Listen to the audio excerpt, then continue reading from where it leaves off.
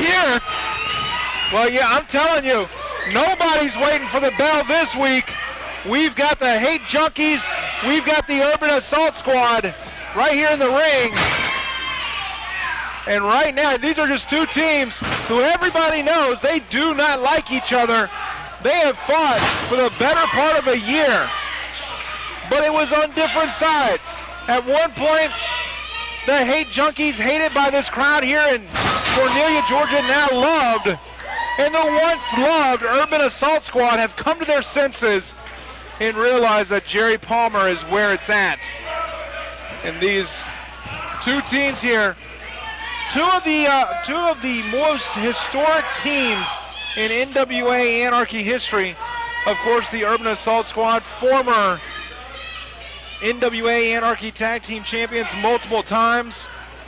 The Urban Assault Squad and the Hate Junkies, former Tag Team Champions in their own right. So both these teams. Yeah, but you know what? At the beginning of this, of course, there's really no need to wait for a bell when there's a war raging here, certainly in this matchup, but also in NWA Anarchy. But I think it definitely caught the Urban Assault Squad off guard. They did not expect this one bit, the intensity of the Hate Junkies rushing in. And you can tell the Urban Assault Squad really trying to slow things down a little and regrouping big time here.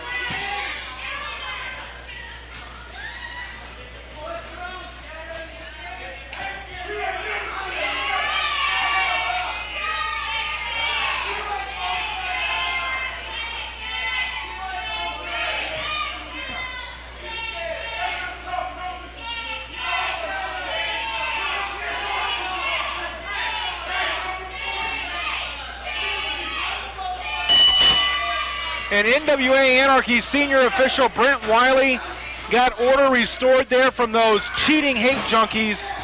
And now we've got two men starting. It's Dany only up against Shadow Jackson here, one-on-one in the ring. It's a tag team match, not a Texas Tornado tag team match. There are rules in this one. You do have to tag in and out. Yeah, rules. The Hate Junkies didn't do that at the very beginning.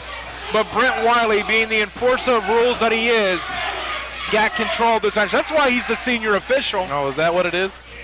That's exactly what it is. Oh, because he's right by the book, straight down the line, of course.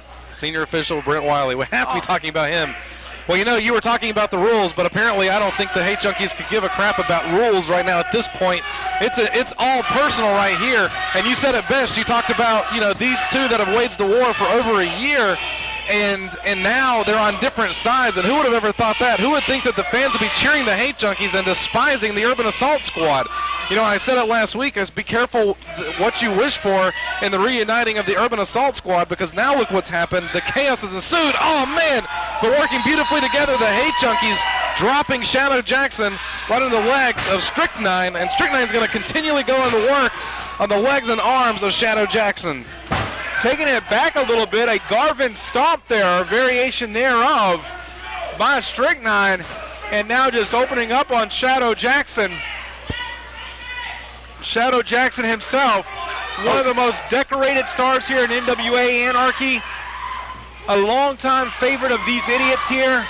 Well, did you see he took the bandana down off the head and choking with him, choking Shadow Jackson with that. And, I mean, he wore it into the matchup, but, of course, the senior official not really seeing that at the moment because, obviously, the choke would not be allowed. And the belt comes off again. We've seen this time and time again from Stryknyn. Oh, wait a second. Dany only's got that, and he's using that to choke as well. Oh, wait a minute. Are you kidding me? The punishment being set in, and luckily for the Hate Junkies, the referee not seeing any of this. Oh, you know, I'm telling you, this is not fair. The Hate Junkies should be disqualified for their blatant disregard for the rules. The Urban Assault Squad has wrestled this match well within the rules, as the NWA Elite always does, as Jerry Palmer always preaches. Well within the rules, fair and balanced, but that's not what this match has been about. It's been about the Hate Junkies just constantly breaking the rules. Well, again, like I said, they don't care about the rules right now at this point, and they're going to continue to do this. The double stomp right here on Shadow Jackson. He goes in for the cover as well as Dany only. Shadow Jackson able to raise that shoulder up in the air.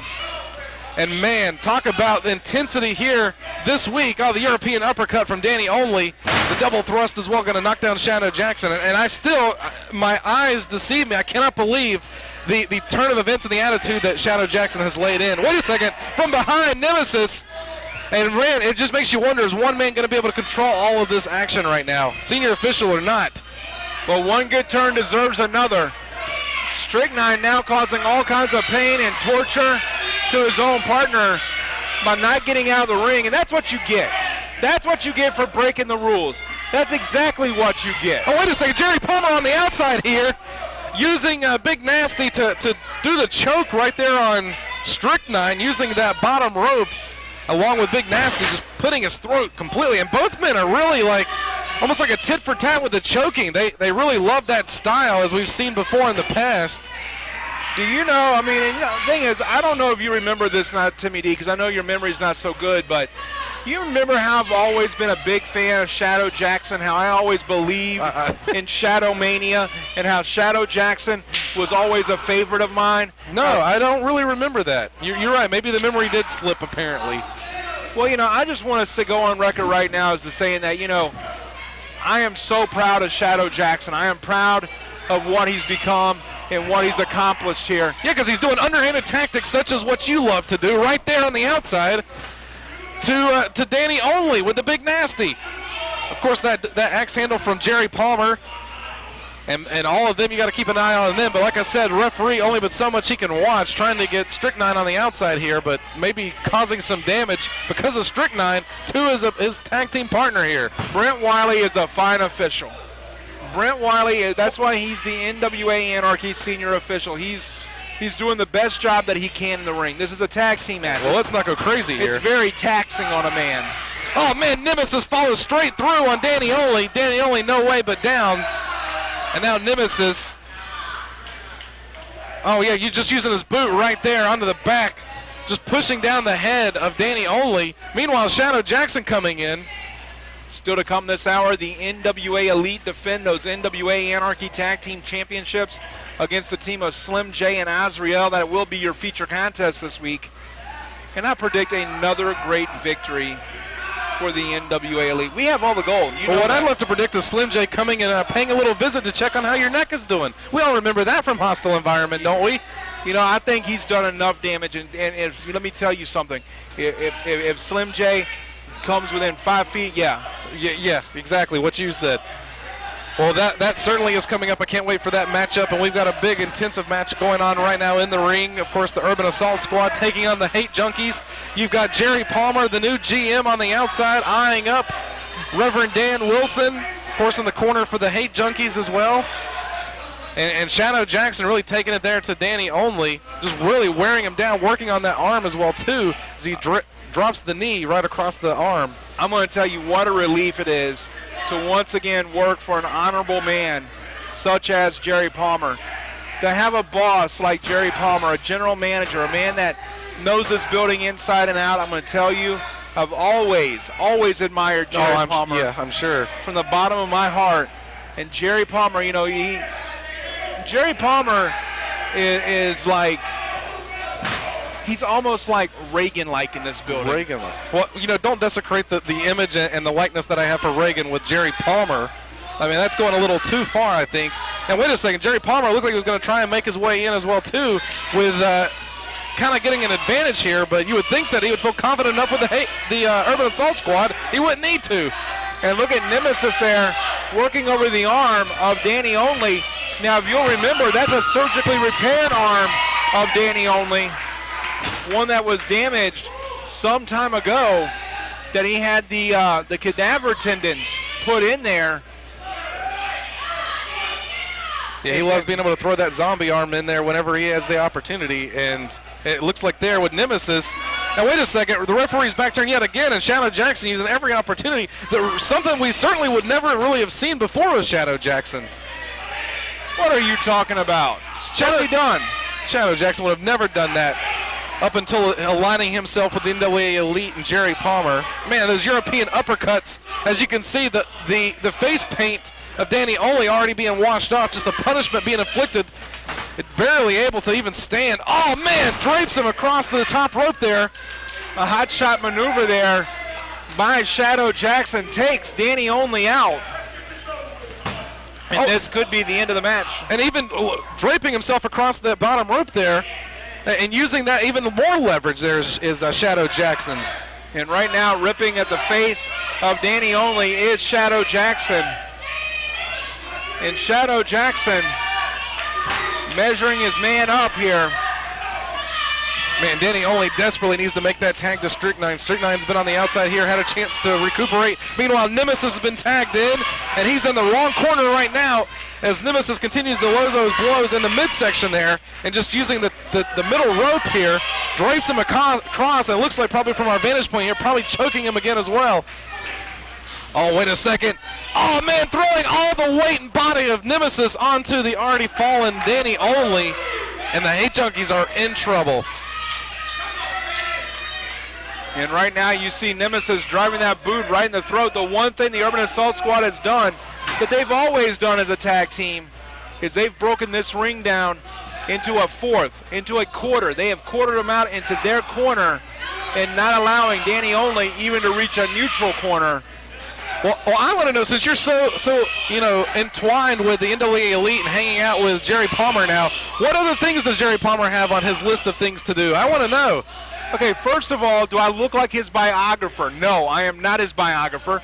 And number two, I don't leak personal information, okay?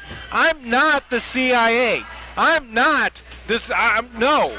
I will not tell you what Jerry Palmer has in store. But if I were you, I'd put my resume out there. I'm going to tell you that. That's what Palmer told me. Oh, really? If I were you, I would start sending out some, well, don't send out a demo reel because they'll find out how bad you really suck. But what you need to do is start sending your resume around. Maybe put down Franklin Dove as a reference. We know he'll lie for you. Well, I certainly wish Franklin Dove was back in power, or more power at least, than being able to appoint the correct general manager, because I understood that at one point we were at least going to have Hawaiian Shirt Day, and I never even got to experience that. And there's no telling what Jerry Palmer is going to wind up trying to inflict here. But maybe I should brush up my resume. You guys concern me a little bit more, but hopefully if the Hate Junkies can be successful here, that could be just enough to start putting the power maybe in the corner of Franklin Dove, and starting to take things away a little bit more from the NWA Elite, with the newest members of the Urban Assault Squad, of course, at the helm. The Urban Assault Squad, Nemesis and Shadow Jackson, and Dany Only now trying to fight out of that corner. Oh, wait a minute. The 1031 by Shadow Jackson. I got a little too excited. I jammed my neck again. Yeah, I'll jam your neck, all right. Only a 2 count there.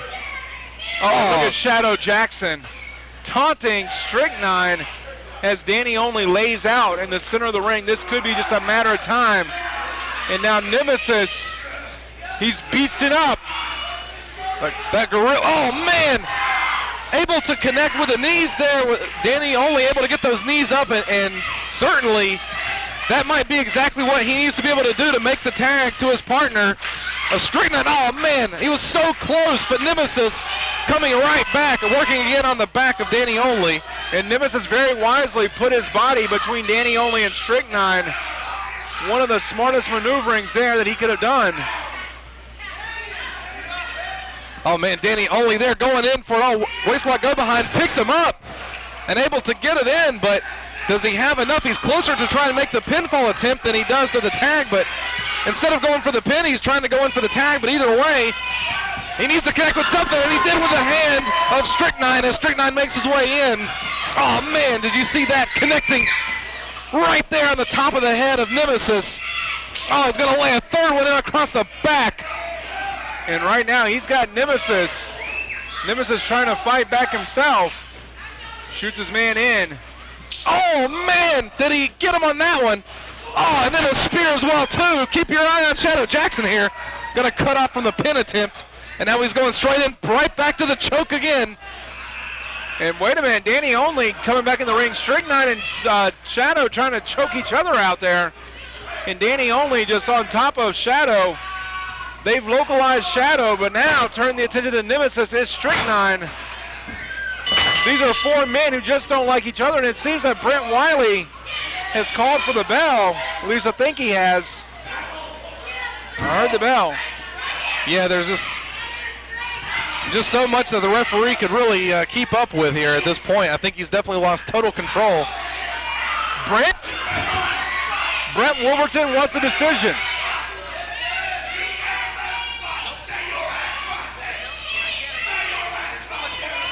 Well, Brent Wolverton has just told me, in best way I could, translate his lack of English, was a double disqualification. Ladies and gentlemen, senior official Brent Wiley has disqualified both teams. This match is ruled a double disqualification. Oh, wait a second. Shadow Jackson sliding out real quickly. I don't think he wants any more of the Hate Junkies. Wait a second. Reverend Dan Wilson calling for the mic. Hey, Jerry the cable guy, look at me.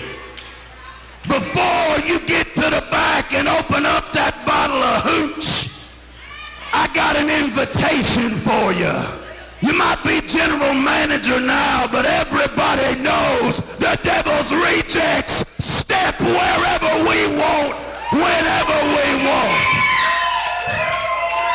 So we're gonna have ourselves a party in 2 weeks, and all 3 of you are invited. Because the war between us and you is a tale as old as NWA Anarchy. And frankly, concrete gorillas, we didn't trust you from the beginning, but we're damn sure sick and tired of your monkey shines. So in 2 weeks, our party's gonna consist of a favorite item, a favorite instrument that's been a part of our history. And that's that 12-foot of rope right there with a roper's noose. We want a hangman's match against the Urban Assault Squad. And I have a feeling all the prophecies foretell me that in addition to the noose, I'm gonna bring a shovel and a gallon of gas, and we're gonna burn the fireman, dig a hole for the lawyer, and leave the Urban Assault Squad swinging in the breeze.